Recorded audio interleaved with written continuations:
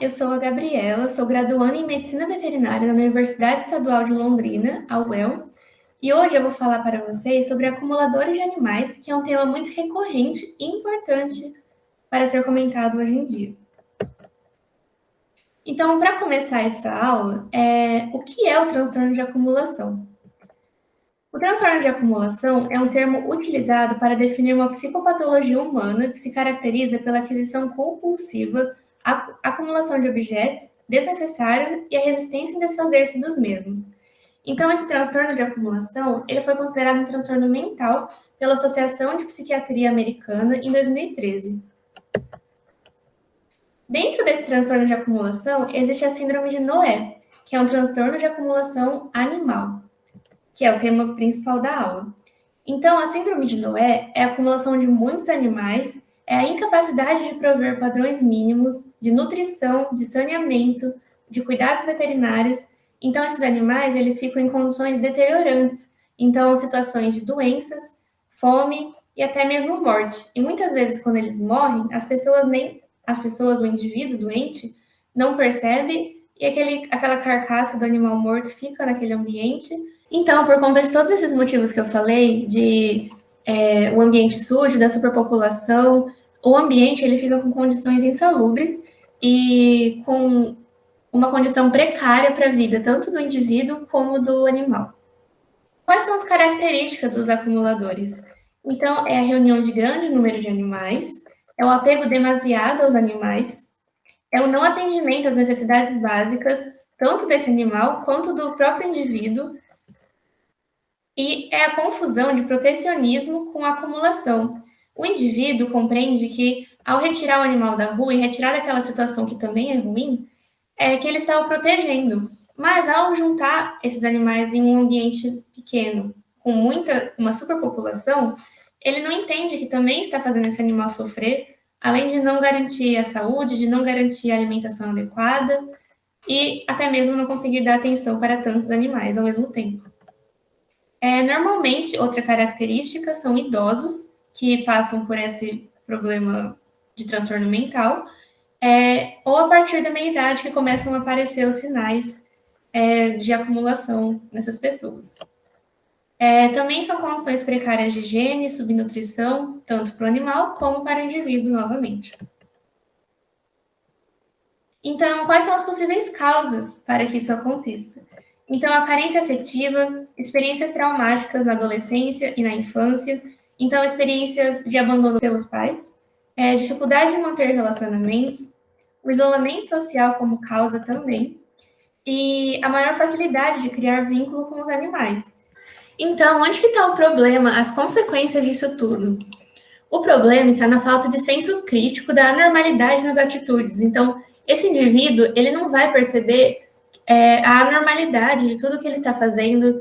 Ele acha que ele realmente está protegendo aquele animal, aqueles animais, mesmo na circunstância de insalubridade, de um ambiente nada saudável, tanto para ele quanto para o animal.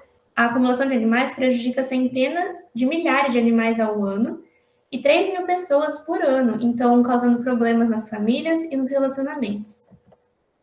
Além disso, é um problema de saúde pública, como eu já comentei, que pode ser problema para o próprio indivíduo devido à circunstância de sujeira, de poder acontecer de juntar fezes, urina, excreções dos animais, até mesmo juntar as carcaças dos animais mortos.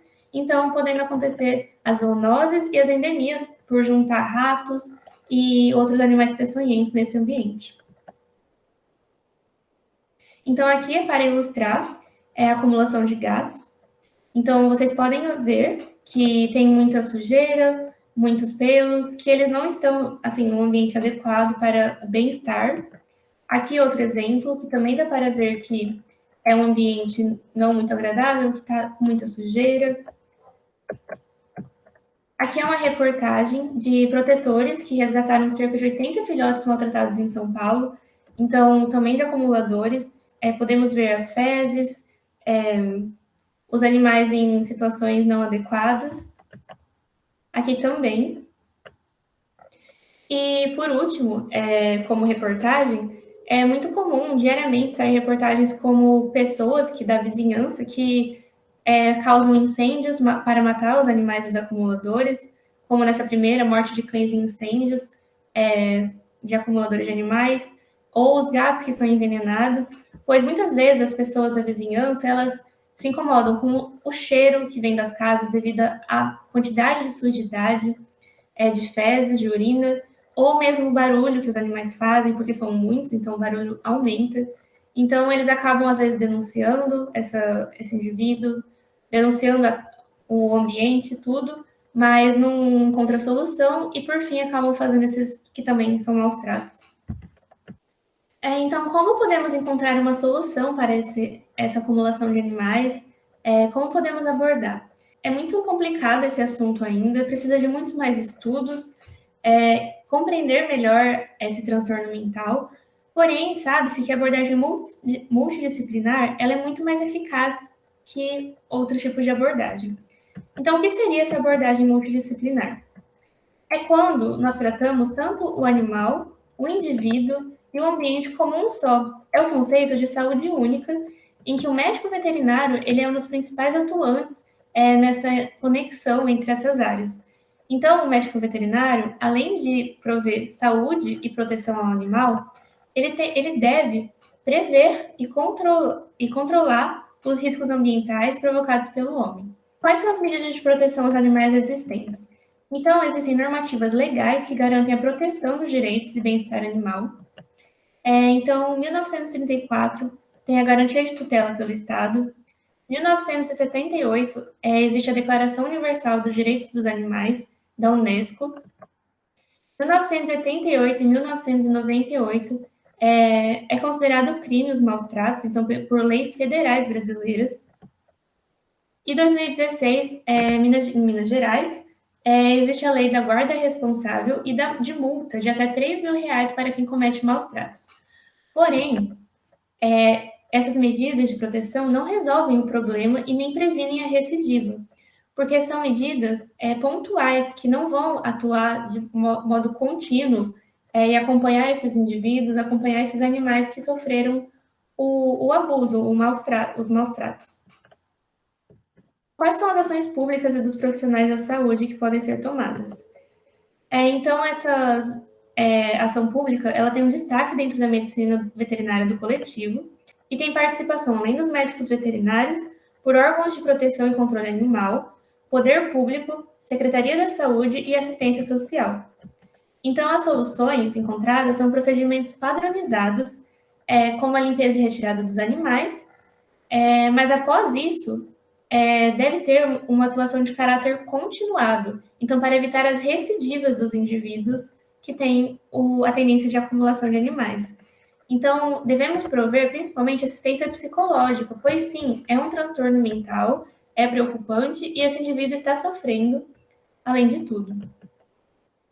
Então, como considerações finais, é importante ressaltar e mostrar a importância da interconectividade da saúde única, que é o ambiente, o animal e o indivíduo. Então, a medicina veterinária ela tem como atuação principal nesse âmbito. Também é importante a conexão entre saúde animal e saúde pública. O governo ele deve garantir a segurança do processo, então, principalmente dos animais, que ao sair de uma condição precária, de sujeira, de estresse, enfim, eles vão ser reinseridos numa realidade a qual eles não estão acostumados. Então, pode ser para um novo guardião, para um novo ambiente, para outros abrigos de animais. Eles precisam também ser levados em conta em relação à sua saúde física e psicológica. E, ressaltando novamente, não visar uma solução imediata. É importante que essas pessoas, os indivíduos com tendências à acumulação animal, sejam acompanhados continuamente até que a sua melhora seja percebida. Então é isso, muito obrigada.